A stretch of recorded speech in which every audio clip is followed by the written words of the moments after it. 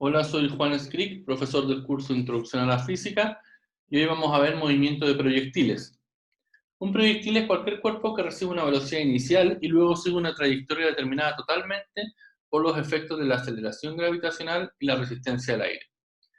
El camino que sigue un proyectil es lo que conocemos como su trayectoria. Vamos a usar un modelo idealizado que representa el proyectil como una partícula con aceleración constante, que obviamente es debido a la gravedad, tanto en magnitud como en dirección. Entonces, vamos a despreciar los efectos de la resistencia del aire, así como la curvatura y rotación terrestre. La curvatura de la Tierra debe considerarse en el vuelo de misiles de largo alcance, ¿cierto? O, por ejemplo, en el lanzamiento de proyectiles como el cohete el Falcon 9 que recientemente envió SpaceX. Por otro lado, la resistencia al aire es de importancia vital para un grupo de paracaidistas, por ejemplo, ¿ya? Ahora, en nuestro modelo idealizado, el movimiento de un proyectil siempre está limitado a un plano vertical, que vamos a definir como un movimiento bidimensional en el plano de coordenadas x, y. ¿Ya? La componente x de la aceleración es 0 y la componente y es constante e igual a menos g. Por lo tanto, vamos a analizar el movimiento de un proyectil como una combinación de movimiento horizontal con velocidad constante y un movimiento vertical con una aceleración constante, ¿ya? En este caso, por ejemplo, estamos definiendo aquí el eje XY, la velocidad inicial. El proyectil se mueve en el plano vertical que contiene el vector de velocidad inicial y su trayectoria obviamente va a depender solo de la velocidad inicial y de la aceleración debido a la gravedad.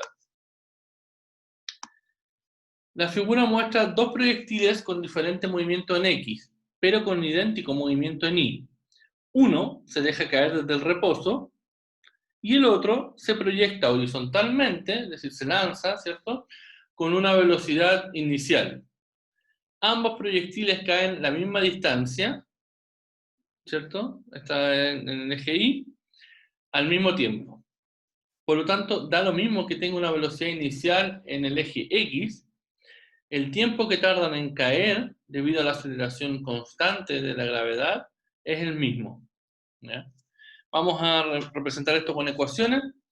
Considerando el movimiento en X, vamos a sustituir 0 para la aceleración en X, por lo tanto me queda la velocidad en X es la velocidad inicial simplemente, y la componente en X es x0 más v0xt.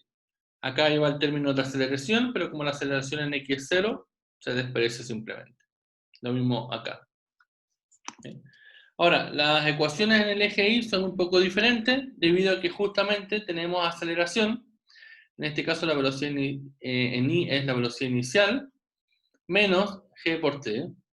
Y la posición en Y está dada por I0 más V0 y t menos un medio g de t cuadrado. Por lo general, obviamente, lo más sencillo es tomar que la condición en t igual a 0 es el origen, es decir, x0 e y0 igual a 0. ¿Ya? Eso simplifica bastante el problema. Entonces, supongamos que tenemos la figura en la trayectoria de un proyectil que parte en 0, pasa, ¿cierto? O pasa por ahí en el origen, y llega a un valor máximo, que es lo que llamamos la cima de la trayectoria, ¿cierto? Y luego cae. Por lo tanto, define acá una cierta distancia, que es el alcance, ¿ya? Lo que podemos ver es que horizontalmente el proyectil muestra movimiento con velocidad constante, su aceleración horizontal es 0, por lo que se mueve distancias iguales en intervalos de tiempo iguales. ¿Ven? La velocidad se mantiene constante. Por otro lado, verticalmente, el proyectil muestra un movimiento de aceleración constante, como el que vimos en el capítulo anterior, ¿ya? De manera que la velocidad vertical cambia en cantidades iguales durante intervalos de tiempo iguales. Por lo tanto, acá tengo una velocidad vertical, acá se reduce, acá pasa a ser 0, acá aumenta en la misma proporción que teníamos, pero en el sentido contrario, y obviamente acá llega con una velocidad, ¿cierto?, vertical en sentido contrario, pero que tiene la misma componente. Recuerden que esto es equivalente a lanzar una piedra hacia arriba y esperar que caiga, ¿ya? Similar a la caída libre que vimos en el capítulo anterior. Por lo tanto, uno puede desacoplar estos dos movimientos y estudiar lo que pasa en el eje X y lo que pasa en el eje Y en forma independiente, ¿ya? También podemos representar la velocidad inicial con una cierta magnitud V0, que es lo que se conoce como la rapidez inicial, y el ángulo con respecto al eje X. Supongamos que golpeamos un balón de fútbol que sigue esta trayectoria. Si uno hace un zoom aquí, vamos a ver que la velocidad inicial con que imprimimos al balón describe un ángulo alfa 0 con respecto al eje X, y esta velocidad inicial la podemos descomponer en B0 coseno de alfa 0, que es la componente de la velocidad inicial en X, y una componente de la velocidad inicial en Y, ¿ya?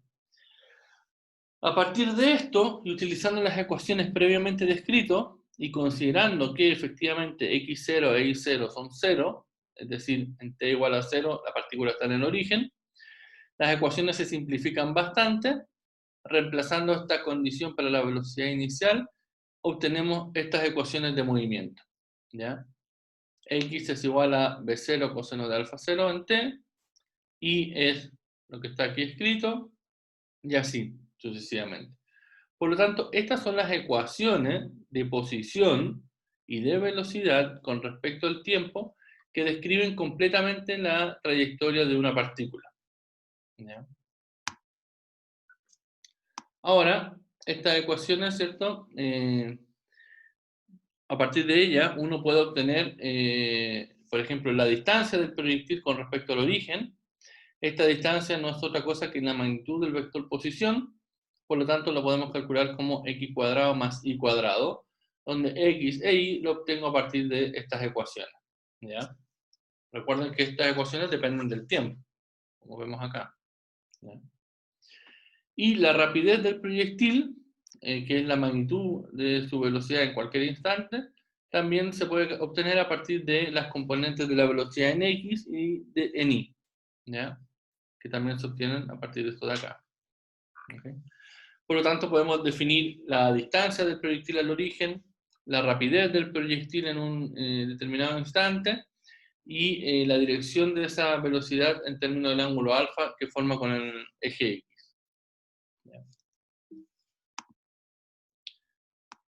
Ahora, todas estas ecuaciones dependen del tiempo, pero uno quizás quisiera encontrar una ecuación, ¿cierto?, que dependa simplemente de x e y no sea independiente del tiempo.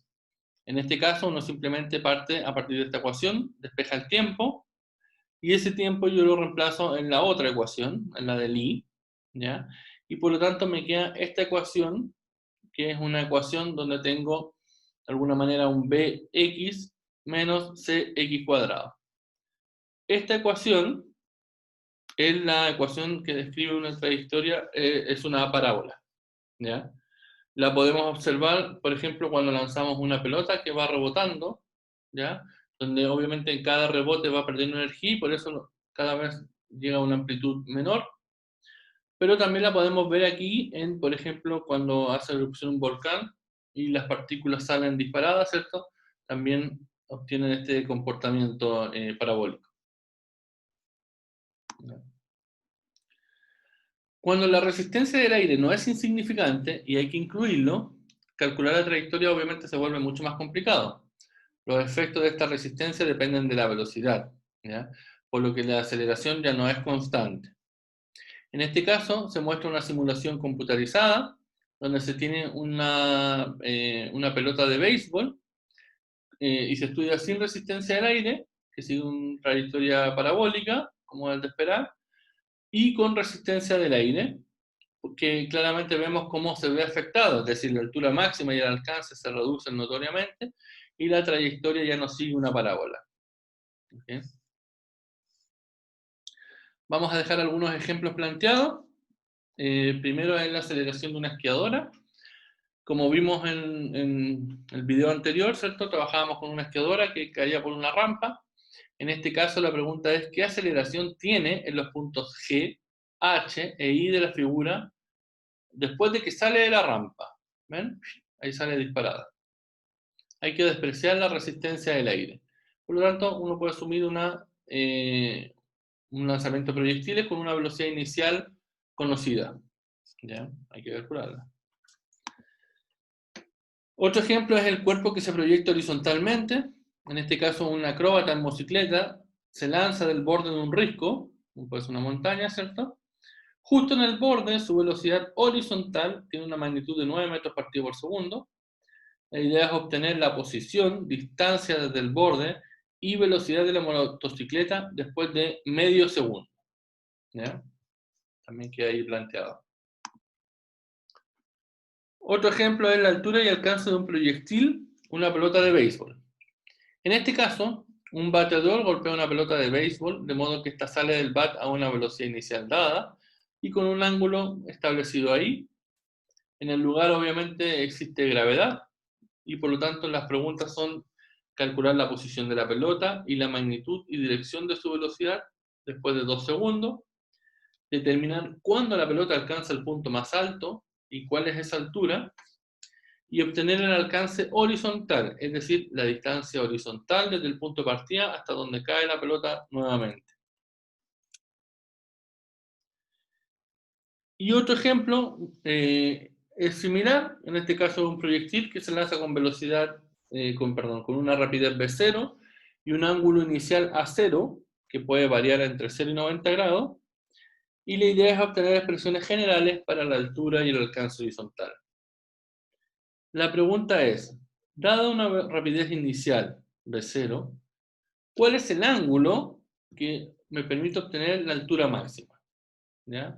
Aquí nosotros vemos, por ejemplo, distintos ángulos y obtenemos distintos comportamientos. ¿Con qué ángulo yo obtengo la altura máxima? ¿Y qué valor da el alcance horizontal máximo? ¿Cuál es el alcance horizontal máximo permitido? Okay. Otro problema es la altura inicial y final distinta. Me dice que uno lanza una pelota desde la ventana, acá, que está a 8 metros desde el suelo. Cuando la pelota sale de la mano se mueve a 10 metros por segundo con un ángulo de 20 grados debajo de la horizontal, como está descrito acá en este dibujo. ¿A qué distancia horizontal de la ventana la pelota llegará al piso? Es decir, esta distancia, X. La idea es despreciar, ¿cierto?, la resistencia del aire. Finalmente, la cuidadora y el mono. En este caso, es un mono escapa del zoológico y sube a un árbol. Aquí lo vemos, encaramado arriba del árbol. Como no logra atraerlo, la cuidadora apunta con su rifle un dardo sedante directamente hacia el mono. Ahí está. ¿Okay? Y dispara. El astuto mono se suelta en el instante en que el dardo sale del cañón del rifle, intentando caer al suelo para escapar. ¿Eh? Demuestra que el dardo siempre golpea al mono, sea cual fuere la velocidad inicial del dardo. Obviamente siempre queda en el mono antes de que llegue al piso el disparo. ¿Okay? Entonces hay que demostrar que efectivamente el hecho de que el mono se haya soltado hace que el dardo siempre dé en el mono. Finalmente, un problema de comprensión. En el ejemplo anterior vimos que el dardo tiene una velocidad inicial relativamente baja, de modo que el dardo alcanza su altura máxima en un punto P antes de golpear al mono. ¿Ven? Cuando el dardo está en el punto P, el mono está ¿dónde?